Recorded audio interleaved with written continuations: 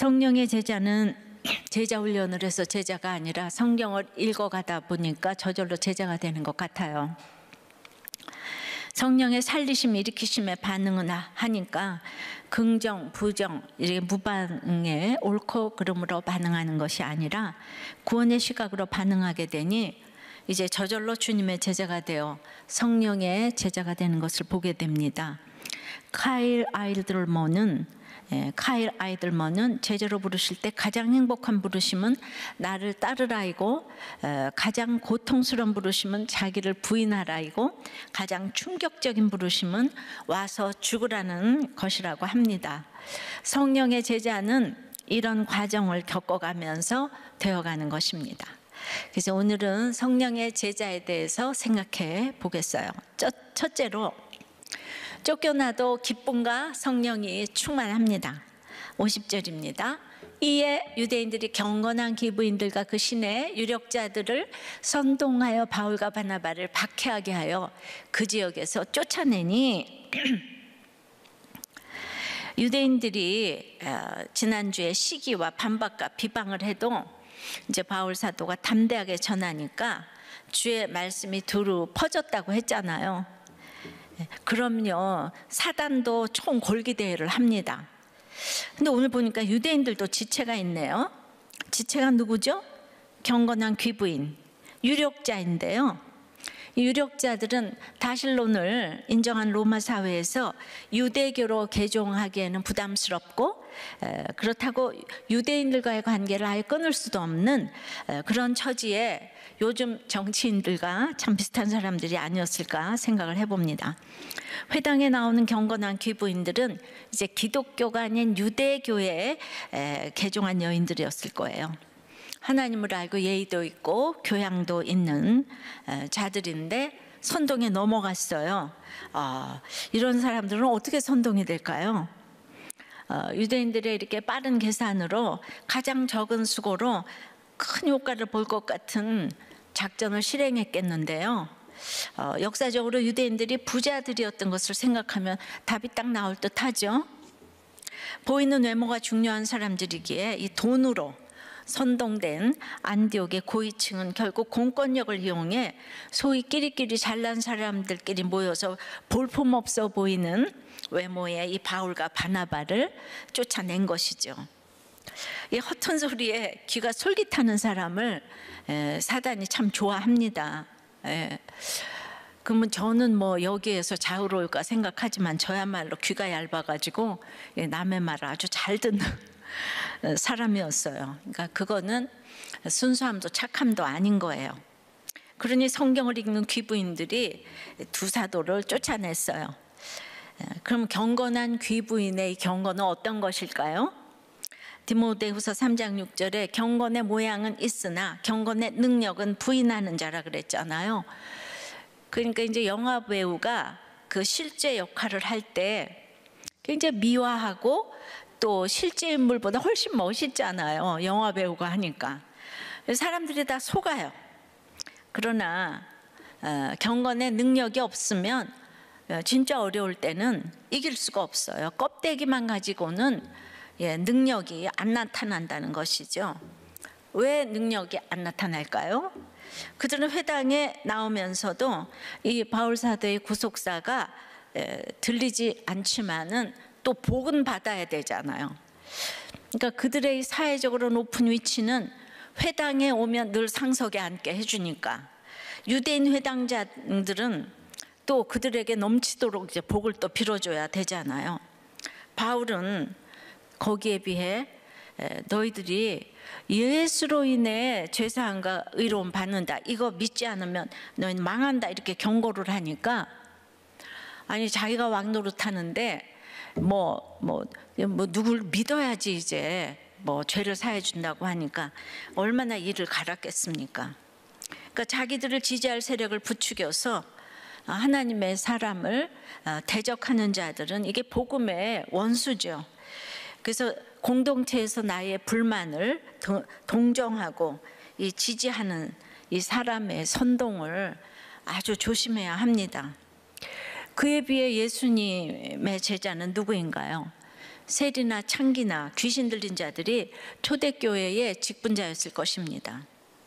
안디옥 교회도 그 당시 살인자였던 살인자라고 한 바울이나 노예, 헤롯의 젖동생 등이 있는데 그들은 다 유력자들이 아니었습니다. 이제 이렇게 쫓아내니까 51절에 두 사람이 그들을 향하여 발에 티끌을 떨어버리고 이고니온으로 가거늘, 그러니까 바울과 바나바가 발에 티끌을 떨어버린 행위는 누가복음 이제 9장이나 10장에 보면 상대가 복음을 영접지 않을 때는 발에서 먼지를 떨어버리라 그랬어요. 먼지, 티끌을 지금 먼지라고 했죠. 그러니까 그 말씀대로 그 명령을 충실히 적용을 이제 한 거죠. 그러니까 그 지방은 더 이상 이제 관계가 없다는 것을 이제 나타내는 것인데요. 물론 이미 믿는 자들이 생긴 그 도시에 지금 이제 심판을 내리는 표시로 그렇게 하지는 않았겠죠. 그러나 그들이 아무리 유력자라도 그들이 티끌에 불과하다는 이런 상징도 있기 때문에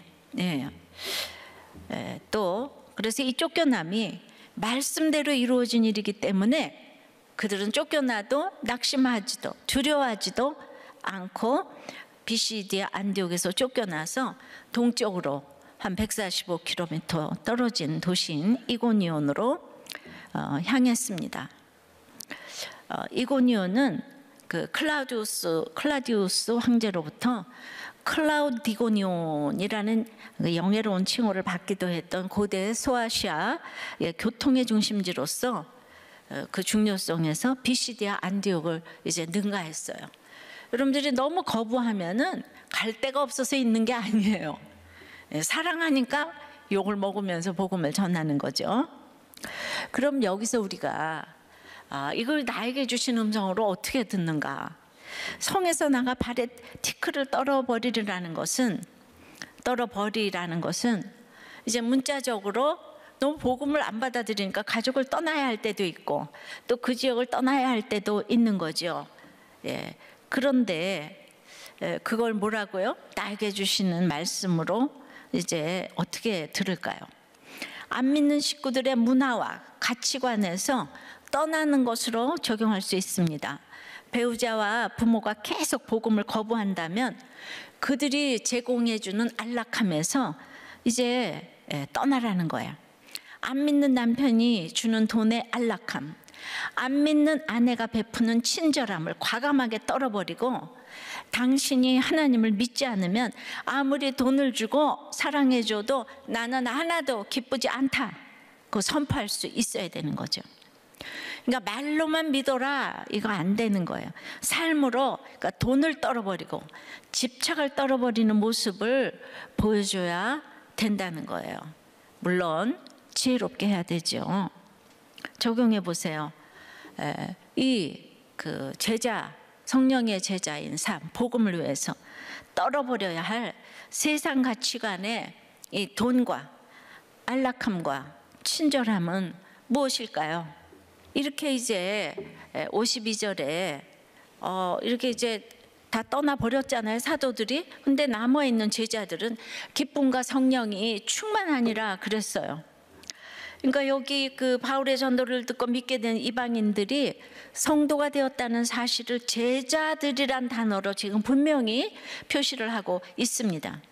자기 전통과 이익에 사로잡혀서 시기에 가득 찬 유대인과 달리 예수 그리스도의 제자가 된 이방인들은 이 두 사도가 쫓겨났는데도 기쁨과 성령이 충만한 거예요. 이런 상태는 말씀을 받고 회개하여 새 사람이 된 자들의 이 전형적인 특징이에요. 새 사람이 되면 기쁨과 성령이 충만해요. 그러면요, 그들에게 핍박이 박해가 없었을까요?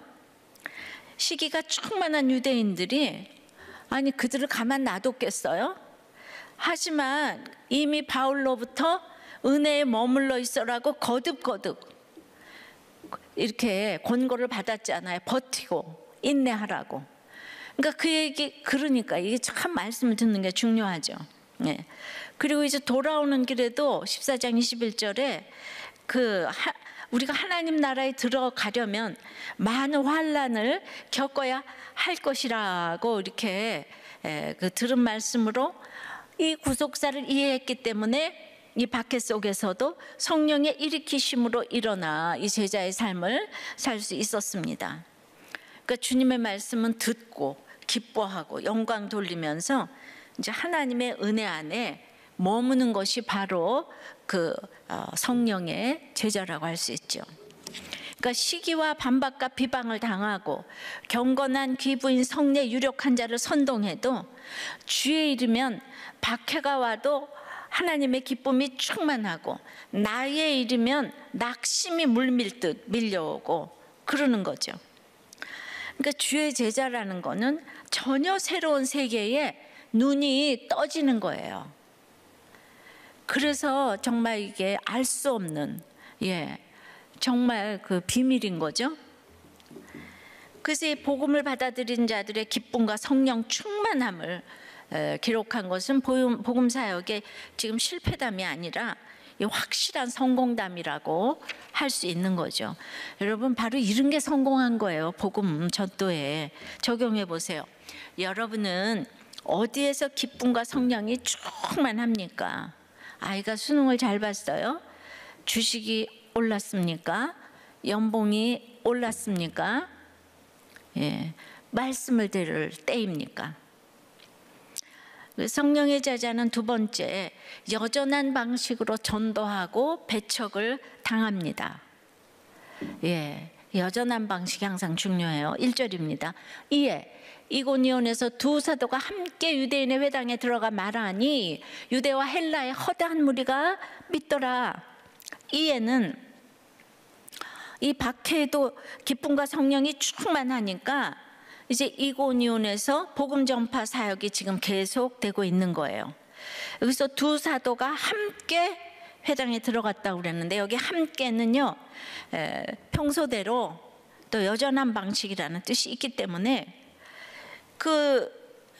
아주 그냥 그 완악한 동족에 대한 감정을 앞세웠다면 어떻게 들어갔겠어요? 근데 항상 구원을 위한 사명에 충성하면은 길이 보여요. 여전한 방식으로 회당에 들어갔어요. 그러니까 유대인과 헬라인들의 큰 무리가 믿게 되는 역사가 일어났는데, 이제 우리가 인간적으로 생각하면 유대인들이 이렇게 박해를 하니까 이제 어차피 이방인들이 믿을 거니까 회당이 아닌 극장이나 광장에서 복음을 전해야 되겠다. BCD 안디옥에서는 온 시민이 다 왔는데 내가 뭐 말씀을 전하면 온 시민이 구름같이 몰려. 얼마든지 그럴 수 있을 거예요. 그런데 그 중심에 있는 그 미움과 자기 의의를 보시는 하나님은 속지 않으셨을 거예요. 영혼구원의 열매는 고난 가운데 내가 말씀에 순종하여 십자가를 길러놓는 여전한 방식으로 매일 살아갈 때 주님이 맺게 해주시는 거예요. 주님은 잃어버린 어린 양에게로 가라고, 그러니까 유대인부터 가는 거를 주님 명령하셨고 이방의 빛으로 삼았지만은 그러니까 항상 우리가 원칙을 지켜야 되는 거예요. 사람이 구름같이 모였어도 원칙을 지켜야 되는 거예요. 이것이 성령의 여전함이고 때마다 여전한 방식은 진리 중에 진리고 오랫동안 롱런할 수 있는 비결인 거예요. 그 결과 유대인과 헬라인의 구분 없이 허다한 무리가 믿게 되었어요. 이때부터 헬라인은 민족적 구분이 아니라 문화적 언어적 구분으로 따라서 전체 이방인을 대표하는 표현으로 이제 등장하기 시작합니다. 그래서 유대인과 헬라인 이렇게 이제 그 옛날에 히브리파 또 헬라파 그렇게 이제 구별된 것처럼 지금 이제 유대인과 헬라인. 2절에 그러나 순종하지 아니하는 유대인들이 이방인들의 마음을 선동하여 형제들에게 악감을 품게 하거늘. 이제 허다한 무리가 믿으니까 또 유대인 지도자들이 등장해가지고 그들의 시기와 반박과 비방이 이제 발전해가지고 형제들의 악감을 품게 하는 또 다른 형태로 나타나는 거예요. 불순종의 영으로 이제 이방인들을 선동하는데 누구를 향해 악한 마음을 품게 하는 것은 결국 그 영혼을 해하고 망가뜨리는 것이죠. 이 구속사의 결론은 예수 믿어야 죄 사함 받고 의로워진다는 것인데, 이것을 안 믿으면은 너희는 망한다. 근데 이방인들은 이 무섭게 들리는 복음을 듣고 시원케 돼가지고 허다한 무리가 믿게 되었는데, 유대인들은 이제 기가 막힌 거예요. 예. 이제 이게 기득권, 철밥통하고 다 연결되잖아요. 그러니까 이제 또 천재 교묘한 말로 그들을 또 선동합니다. 그 예수는 그 처녀가 낳은 사생아야. 그리고 그 빌라도 법정에 세워서 적법한 절차를 거쳐서 십자가 사형을 받은 죄인이야. 적법한 절차를 거쳐서 이게 중요해요. 적법한 절차를 거쳐서. 그 예수를 전하는 바울도 유대교를 배반한 배신자라니까요. 이러니까 계속 세뇌시키니까 유대교 회당에서 이 말씀을 듣던 사람들은 자꾸 헷갈리는 거죠. 자꾸 들으면 저게 진짜인가? 돈 많은 귀부인들은 여기 선동되기가 아주 쉬워요. 아주 쉽죠. 예. 조금 이래도 자기가 불편한 건 못 참잖아요. 그래서 이 이방인들의 마음을 선동해서 그 형제들에게 악감을 이제 품게 했어요. 근데 그 유대인들이 자기들의 힘만으로 하는 것도 부족해가지고 그 이방인의 유력자들을 동원했어요. 그러니까 권력으로 죄인도 의인 되게 하고 의인도 죄인 되게 하는 것이 이 세상 사람들이 가는 길이에요. 예. 그러니까 이쪽에선 살인자가 저쪽에서는 공로자가 되잖아요. 그러니까 여기는 법이 없고 오직 내 편만 있잖아요. 이쯤 되면 아무리 자기 고륙이 귀하다 하더라도 징하지 않겠습니까? 근데 바울과 바나바는 말로는 이방인들에게로 간다고 하더라도 자기 고향 유대인을 못 버리고 먼저 찾았어요. 여기서 우리는 전도가 무엇인지를 다시 배우게 되는데요. 여러분 전도는 그저 믿지 않는 이들을 교회로 데리고 오는 게 아니에요. 교회만 데려다 놓으면은 또 될 수도 있지만은 그 복음은 영생을 얻는 것이라고 할 때 영생의 모습을 보여줘야 되는 것이죠. 이것이 관계전도, 생활전도 되겠는데, 그러니까 죽었다가 깨어나도 이 못할 적용을 이 세상 사람은 그 생각하지 못하는 모습을 보여줘야 되겠죠. 원수를 용서하라까지는 알아도 사랑하라는 것은 듣지도 알지도 못해요. 그래서 그것을 보여줘야 하는 것이 전도입니다. 그래서 주여, 형제가 내게 죄를 범하면 몇 번이나 용서하여 주리까? 7번 할까요? 그랬더니 아니 70번씩 7번이라도 할지니라. 그러니까 그 네 힘으로 못한다 이거예요. 용서는 70번씩 7번은 완전수잖아요. 그러니까 끝까지 용서하라. 그러니까 하나님의 아가페적인 사랑이 아니면 할 수가 없는 거잖아요. 그러니까 끝없이 반복해서 용서를 하는 거죠. 그것을 하나님의 사랑이 아니고는 못하니까. 그러니까 반복해야 되는 게 중요해요. 70번씩 7번씩. 우리 손녀딸인 유성이가 이제 호랑이 옛날 얘기를 해주면은 그냥 또 해줘를 얼마나 반복하는지 몰라요. 걔가 또 해줘, 똑같은 얘기를 하는데 또 다시 이렇게. 그러니까 이제 완전히 할머니의 인내를 요구합니다. 그래서 근데 또 다시 제가 해준다고 해도 뭐 제가 몇 번이나 반복하겠습니까? 근데 교육은 이제 반복이에요. 교육은 반복이고, 반복을 또 잘하고 또 반복을 잘 해주는 사람이 최고인 거예요. 그러니까 이 큐티도 뭐 어린이 큐티에서부터 전부 다 이게 이제 반복이잖아요. 반복. 아이들이 잘 깨닫지 못해도 한 구절이라도 큐티 일기를 쓰게 하세요. 예, 그래서 무엇이든지 쓰게 하세요. 자기 생각을 써보는 반복 훈련은 최고의 교육입니다. 한 구절을 가지고 써보다가 청소년은 2구절, 장년은 3구절, 뭐 이렇게. 예. 그 프린스턴 총장님이 재작년 우리들 교회 오셔서 설교하셨었죠. 우주의 행성들이 그들 중 하나라도 그들의 충실한 일상을 멈추면 지구도 멈추죠. 그러니 같은 일을 반복하는 것이 얼마나 하나님을 찬양하는 행위인지 모릅니다. 봄, 여름, 가을, 겨울, 또다시 봄, 여름, 가을, 겨울, 이 반복하는 일상의 모든 복이 흐르게 하시는 하나님을 찬양해야 합니다. 그러니까 전도도 배척도 핍박도 다람쥐 쳇바퀴 돌듯이 수없이 반복해서 하고 받고 듣고 해야 돼요. 이제 그러려면 개인 예배, 큐티 예배, 공예배, 주일 예배, 수요 예배, 목장 예배도 똑같이 반복해서 듣고 하고 가야 합니다. 안 하면 순식간에 사단에게 사로잡히고 또 사로잡을 수가 없어요, 사단을. 그러니까 이런 개인 예배, 공예배, 공동체 예배가 얼마나 노아의 방주인 줄 모릅니다.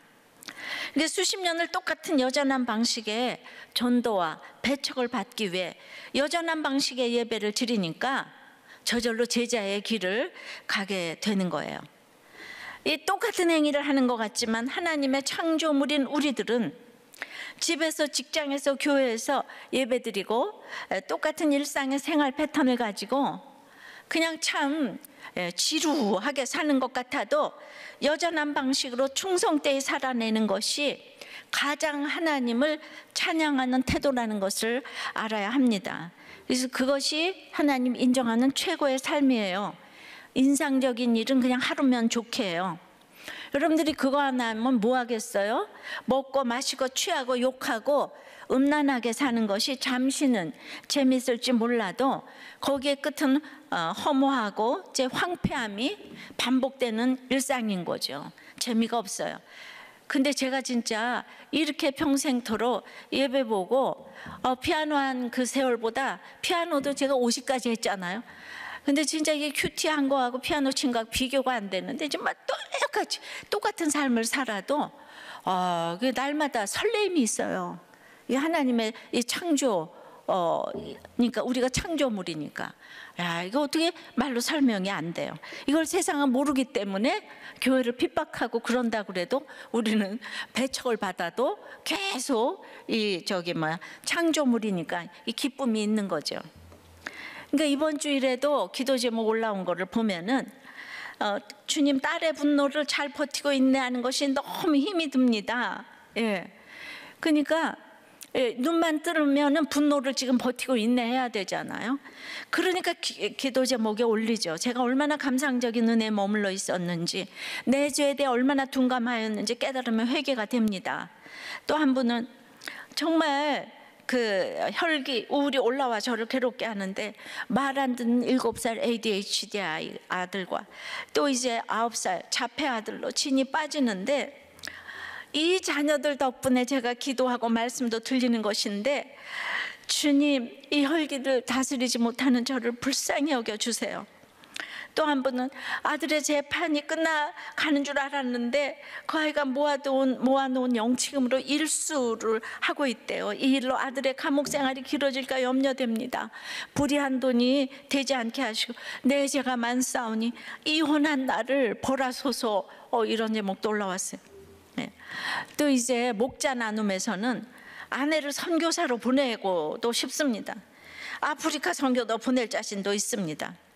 그러니까 옆에서 다른 목자님이 권찰님을 사랑해서 그런 건지 약간 구분이 안 돼요. 이러니까 또 다른 그러니까 뭐라 하냐면 내가 하나님을 사랑해서 보낸다는 거죠. 그랬더니 또 다른 목자님이 저희 권찰도 같이 보내고 싶어요. 요즘 코로나 때문에 예배가 잘 안 드려지는 권찰을 보면 저 사람이 믿음이 있는 사람인지 구분이 되지 않습니다. 저도 선교사로 보내겠습니다. 한 표. 예. 자, 옛날에는 그 아내들이 남편들 믿음 때문에 기도 제목 올렸는데 이 남편들이 지금 아내들 믿음 때문에 안타까워하는 우리들 교회 우훗. 예. 예, 최고예요. 남편뿐 아니라 아들, 딸, 아내의 언제 끝이 날까 하는 일들을 감당하는 것이 하나님을 찬양하는 것이에요. 그 자리에 여러분들이 있다는 것만 해도 성령의 제자입니다. 이렇게 기도 제목을 내놓고 기도하는 것처럼 축복이 없어요. 여러분들이 다 잘 먹고 잘 살고 이러는데 뭘 큐티 기도회에 들어와서 기도 제목을 내놓겠어요. 우리가 늘 얘기하잖아요. 이런 분들 때문에 우리가 살아있다고. 우리들 교회가 살아있으니까 또 한국교회가 살아있다고 우리는 자부심을 갖고 가잖아요. 이 고난당한 한 사람이 얼마나 축복인지 몰라. 적용해 보세요. 그러니까 끝이 안 보이는, 반복해서 참아야 할 일은 무엇이고 몇 번이나 참았고 몇 년이나 참았습니까? 끝이 없는, 그걸 반복해서 눈만 뜨면은 우리 아이들이 기다리고 있어요. 코로나로 우리 집에 다 있어요.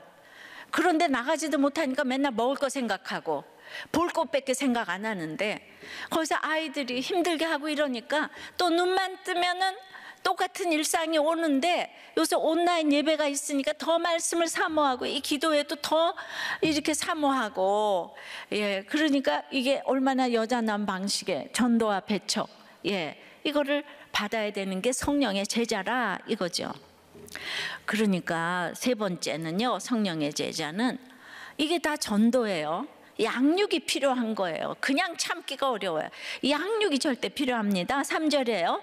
두 사도가 오래 있어 주를 힘입어 담대히 말하니 주께서 그들의 손으로 표적과 기사를 행하게 하여 주사 자기 은혜의 말씀을 증언하시니, 3절을 보면 안디옥에서와는 달리 오래 있었다고 증거합니다. 오래 있어의 기간은 얼마를 의미할까요?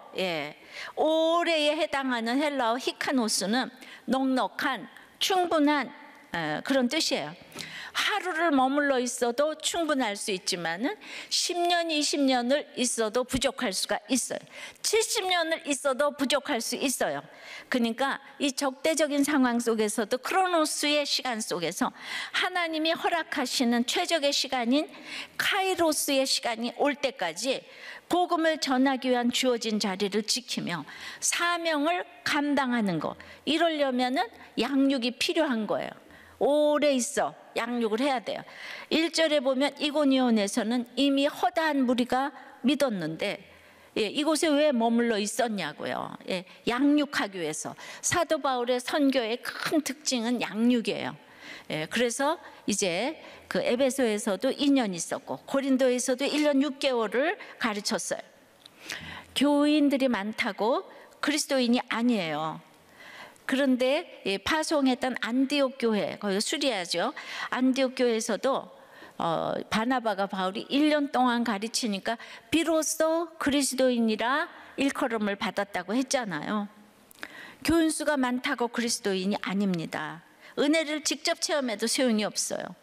말씀을 제대로 배워야 신앙인으로 설 수 있습니다. 그러니까 안디옥 교회는 배움이 있게 되니까 모교회인 예루살렘 교회에 구제를 했고 전 세계에 선교사를 파송했어요. 그러니까 양육이 없는 전도는 미완성의 전도예요. 오직 양육을 통해서만 전도는 이제 완성되는 거예요. 그러니까 무디가 너무 전도를 많이 했지만은 정착은 거의 안 됐다고 해요. 전도만 하니까.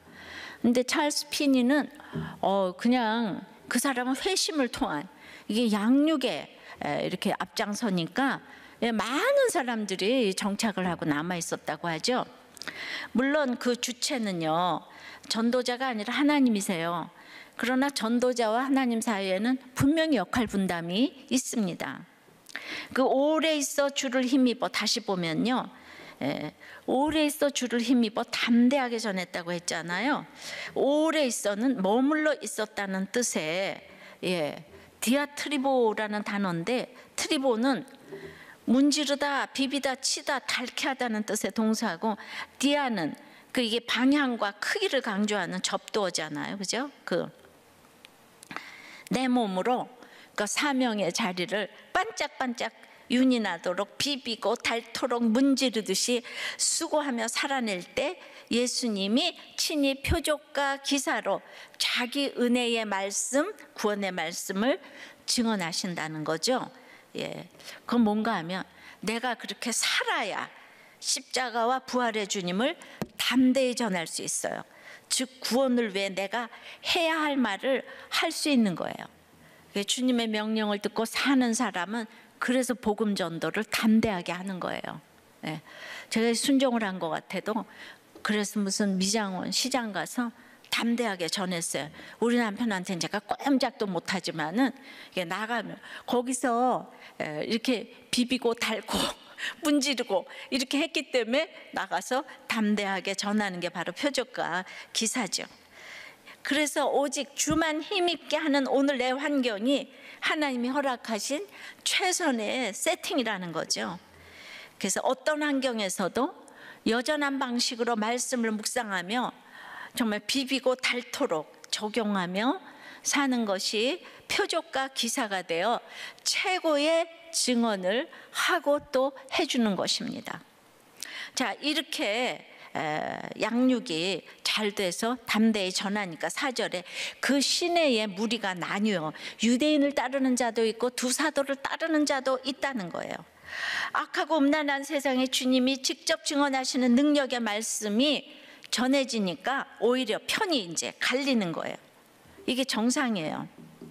그러니까 사도들과 함께선 주님의 편이 있는가 하면 유대인들과 함께선 사단의 편이 있는 거죠. 그러면 사단이 자기 백성들을 뺏겼는데 가만히 있겠습니까? 아주 그 자기 백성으로 확정된 사람들을 동원해서 이제 박해를 가하는 거죠. 그러면 이렇게 이제 믿었는데 그들의 박해가 두려워서 어둠의 세계로 다시 가겠습니까? 그래서 사도 바울은 자기가 일생 선한 싸움을 싸웠다고 했어요. 우리의 부부 또 자녀 다 전쟁이에요. 전쟁. 이 전쟁을 혼자 할 수가 없는 거예요. 선한 싸움을 싸우려니까. 그래서 이제 그 공동체가 이제 필요한 거잖아요. 그죠? 예. 남편이 외도를 했다. 저한테 편지 보내면 참아라. 그게 참아져요? 예. 이 돌아오는 동안에 그 같이 전쟁할 공동체가 있어야 돼. 혼자서 절대로 못해요. 그게 가장 사단의 속성이에요. 내가 절대로 이거 숨기고 있다가 돌아오면은 내가 얘기하리라. 그게 이제 안 되는 거예요. 이 주님께로 돌아오라고 이 고난을 줬는데 이 환경만 바라는 게 환경만 변하기를 바라는 게 얼마나 기복이고 그것이 이제 사단의 속삭임이에요.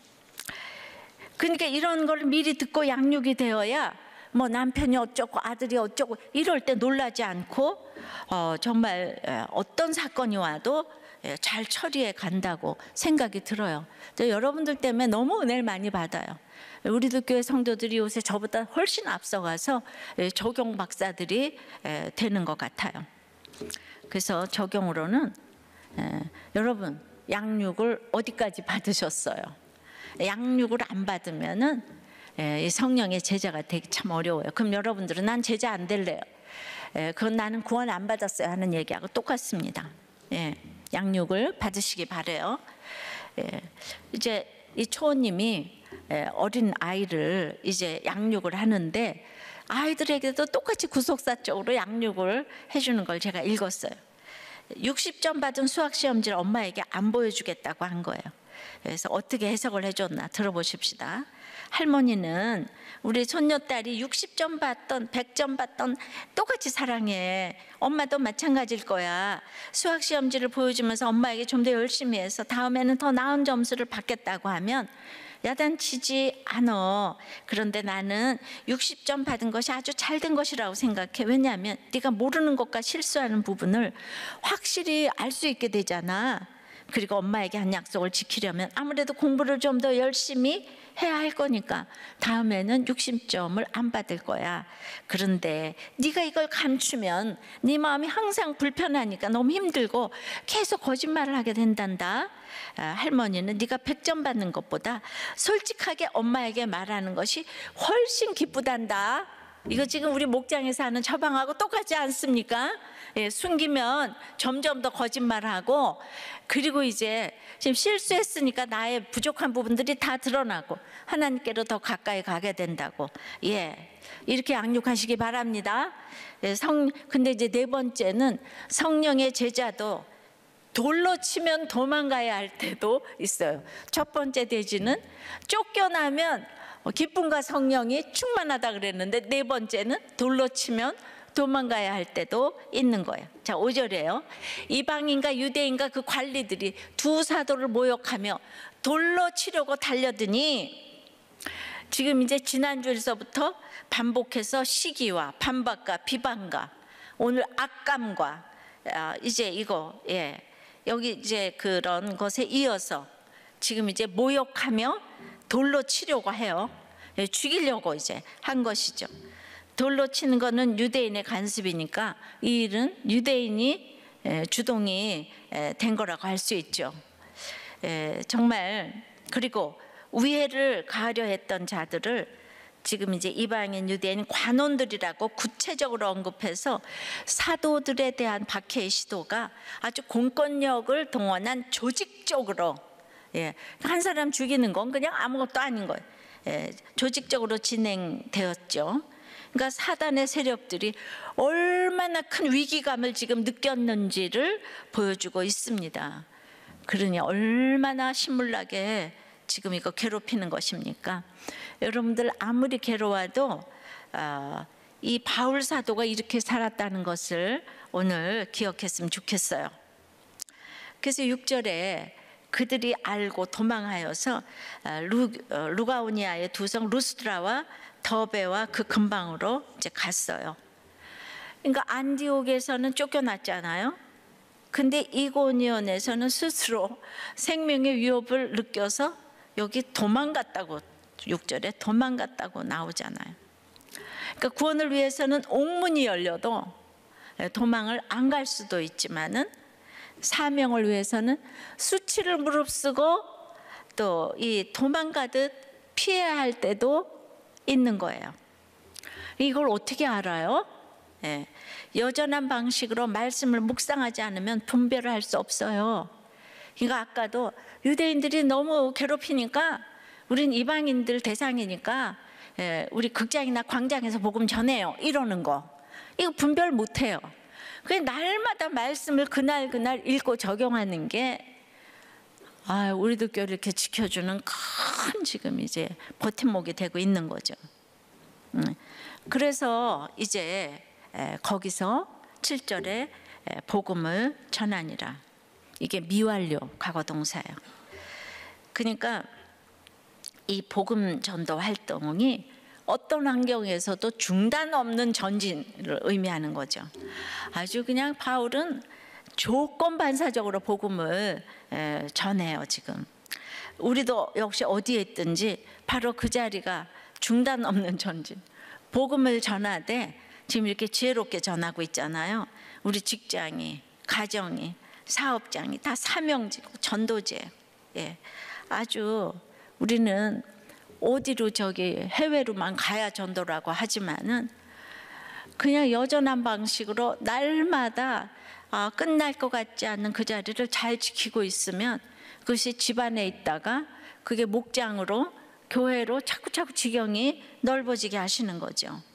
그러니까 아내 된 자여 네가 남편을 구원하는지 어찌할 수 있으며, 남편 된 자여 네가 네 아내를 구원하는지 어찌 알 수 있으리요.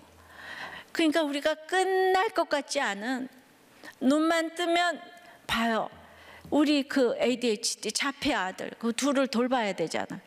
기가 막히잖아요. 어떤 아내가 어떤 남편이 괴롭히면 이거보다 더 힘들 수가 있겠어요.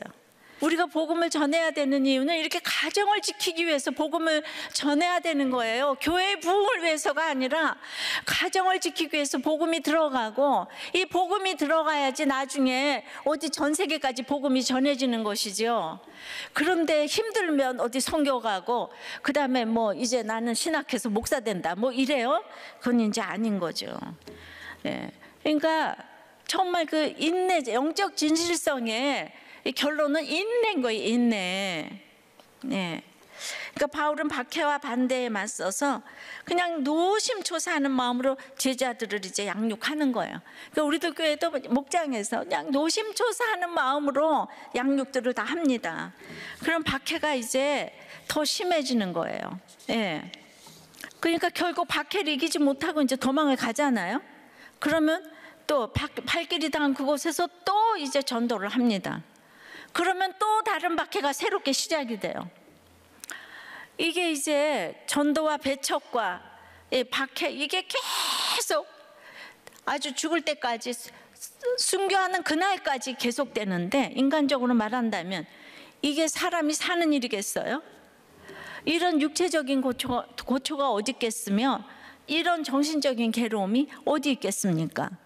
그러나 하나님께서는 바로 이러한 삶을 가장 귀하게 생각하시는 거예요. 이렇게 유대인들이 괴롭히는데 이렇게 복음을 전하는 사람이 지금 바울 한 사람밖에 없잖아요. 이 주님의 외로움을 생각했어요. 예. 어떻게 그 자기 고향 동족이 이렇게도 시기와 반박과 악감과 돌로 치고, 예. 정말 저는 이 주님의 정말 예수를 믿는다는 게 얼마나 외로운 일인가. 외로워를 비가 오면 외로워 이런 거 말고 이게 좁은 길이에요, 정말. 근데 이 길을 간 사람이 있었기 때문에 온 세계에 복음이 전파됐어요. 복음 전도는 외로운 길이에요. 또 슬픈 길이기도 해요. 예, 그러나 설레임도 있는 거예요. 그리고 별 인생이 없어요. 어차피 한 번뿐인 인생입니다. 쾌락을 쫓아 살면 순간적인 즐거움은 있을지 모르나 그것으로 끝이고 영벌이 있잖아요. 그러나 복음을 위해 살면 그 끝에는 영생이 있고, 이 땅에서도 아무리 제가 힘들고 박해가 있다고 한들, 제가 이 17년을 복음을 전하면서 주일날 정말 기쁘지 않은 적이 단 한 번도 없었던 것 같아요. 네, 적용해 보세요. 여러분은 영벌의 쾌락의 삶을 사시겠습니까? 영생의 제자의 삶을 사시겠습니까? 여러분은 무엇을 선택하시겠습니까? 예, 지난주 장례식의 간증에 불신자였던 이 집사님은 그 외할머니가 유명한 무당이었던 이 불신 남편을 만나서 결혼했다가 28년 전에 이혼을 했어요. 근데 2013년도에 교통사고로 입원한 병원에서 우리들 교회 성도가 전도를 해서 오게 되었는데, 첫 예배부터 말씀이 들려서 눈물로 회개하는 은혜를 경험했습니다. 그리고 이제 이 예수 믿지 않은 제가 가장 큰 죄임을 깨닫고 그때부터 자신과 전 남편과 자녀들의 구원을 위해서 기도를 했는데, 그 외도와 혈기로 그렇게 가족을 힘들게 했던 전 남편에게 희귀암에 걸리고 시간이 얼마 남지 않았다는 연락을 받았어요. 첫째 딸도 엄마의 전도로 우리들 교회를 다니고 있었지만 부모님의 이혼과 아버지에 대한 상처가 너무 컸지만 곧 돌아가신다는 현실에 대한 아빠의 구원에 대한 애통함으로 영접 신방을 요청하게 되었고, 이제 코로나로 인해 한 명밖에 못 들어가는 상황에 가족들과 함께 살지 못해 미안하다는 고백과 함께 예수님을 영접하면서 눈물로 기도를 하는 그 아빠가 말이죠, 기적을 허락해 주셨어요. 지금 제가 하는 이 간증은 20일의 역사를 지금 말씀을 드리는 거예요. 영접 후 요양병원으로 옮겨서 1인실에서 제 설교를 들으면서 아빠가 말씀에 반응해서 두 엄지척 했다는 거예요. 최고다 이러면서. 그리고 임종 일주일 전에 혼인신고를 하셔서 호적을 지키셨어요. 28년 만에 이제 호적을 지켜내셨어요.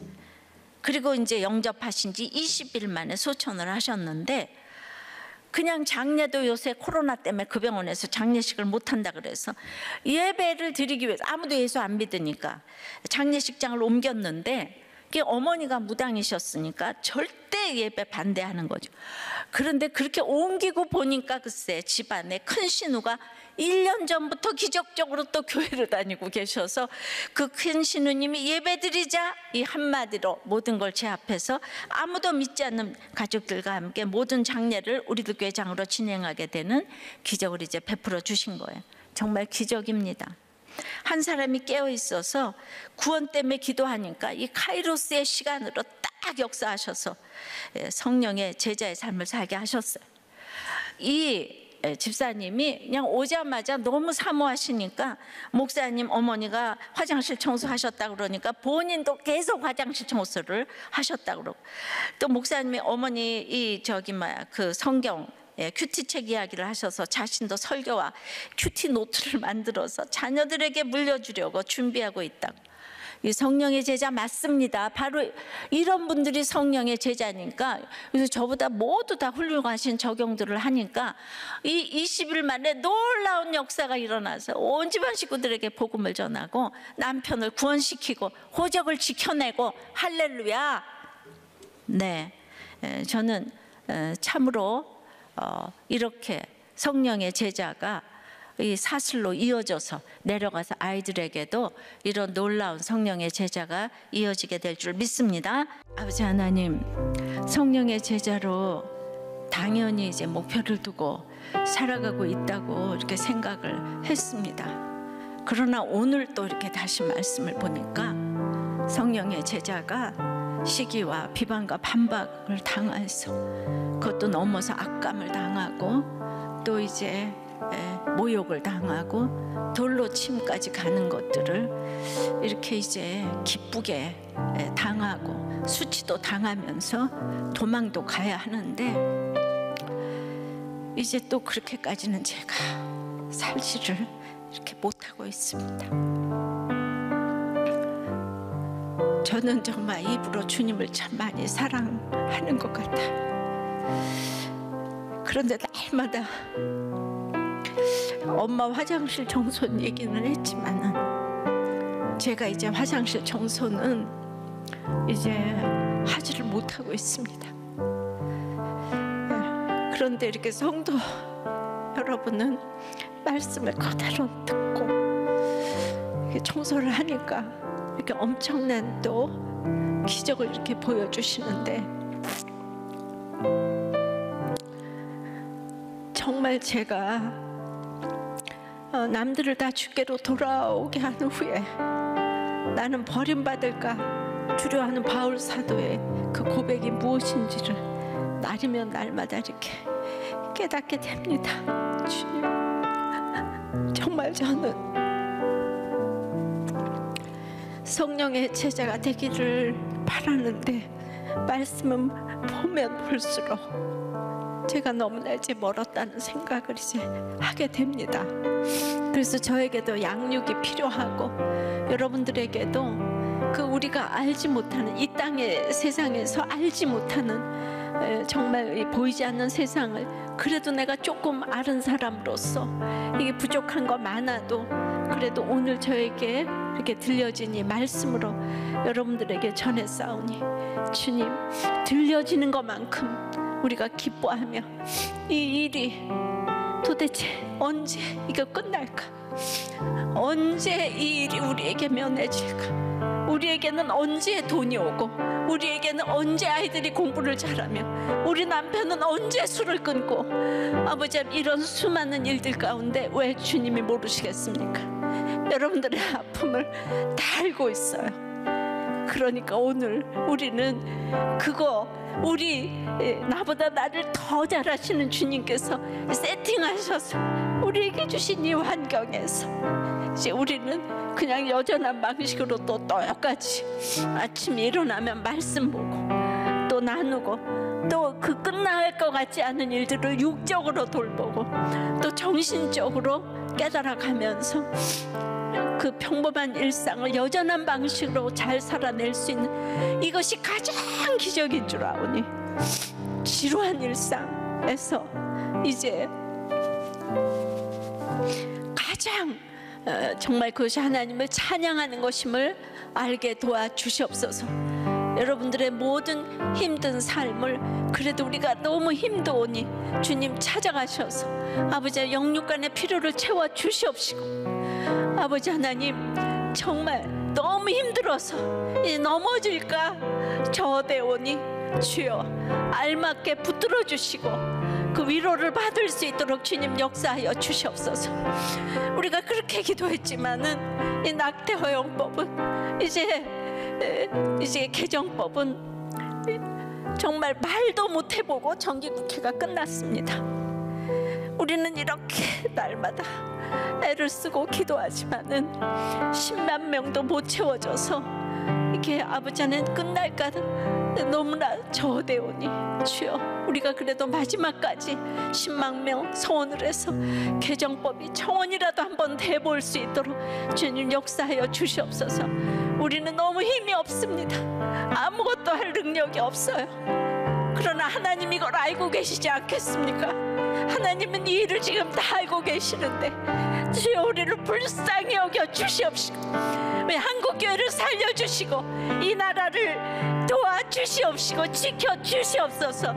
통화되지 않도록 도와주시옵소서. 예수 그리스도 이름으로 기도드리옵나이다. 아멘.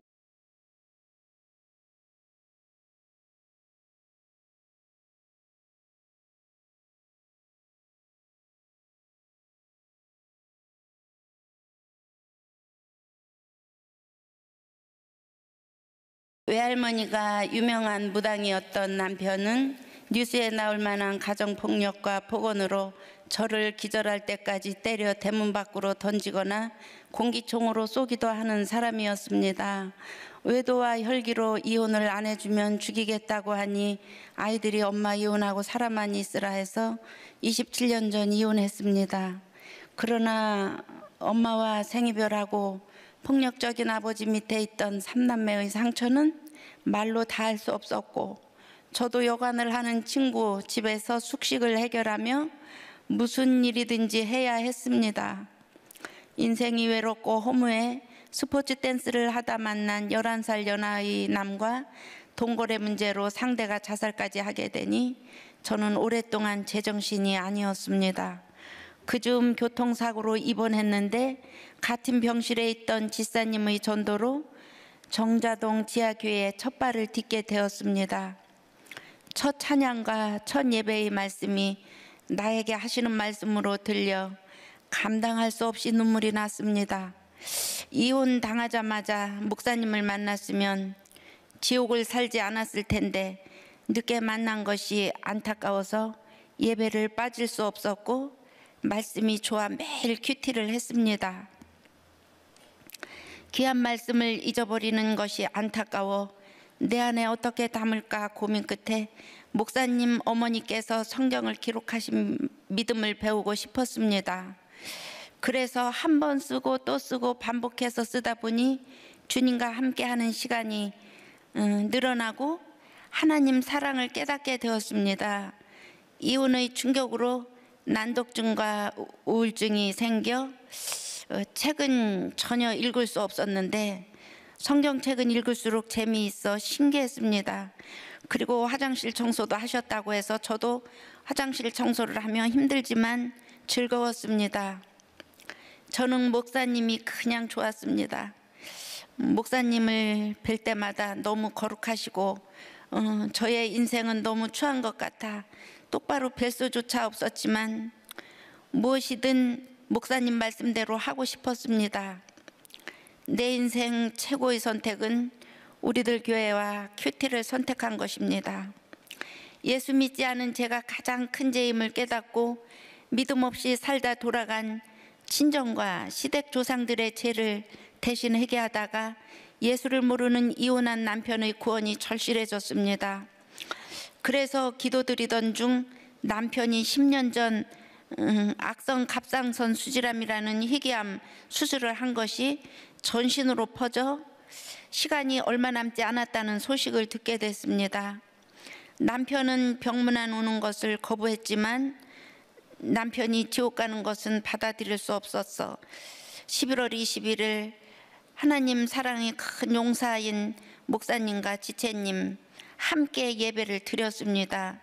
그날 하나님은 남편 입으로 가족들과 함께 살지 못해 미안하다는 고백과 함께 예수님을 영접하고 눈물로 기도를 하는 기적을 허락해 주셨습니다. 그리고 12월 2일 남편 소천 일주일 전에 믿음의 계보가 이어지는 혼인신고를 했습니다. 남편이 돈이 있어서가 아닙니다. 목사님 말씀대로 가정은 지킬 만한 가치가 있고 자녀들에게 깨끗한 호적을 물려주기 위해서입니다. 세상 사람들에게는 제 혼인신고가 다시 단지 서류이고 형식에 불과할 수 있으나 열왕기와 역대상을 묵상하며 소홀히 할 수 없었습니다.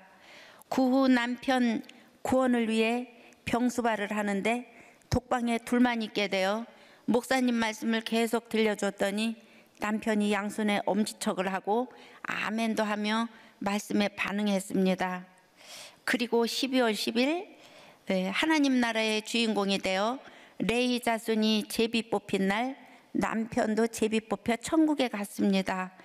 저는 남편이 떠난 날 장자의 가문과 막내 동생의 가문이 다름없다는 말씀을 묵상하며 무당 집안의 험악한 인생을 살은 남편을 차별 없이 구원해 주신 은혜에 뛸 듯이 기뻤습니다.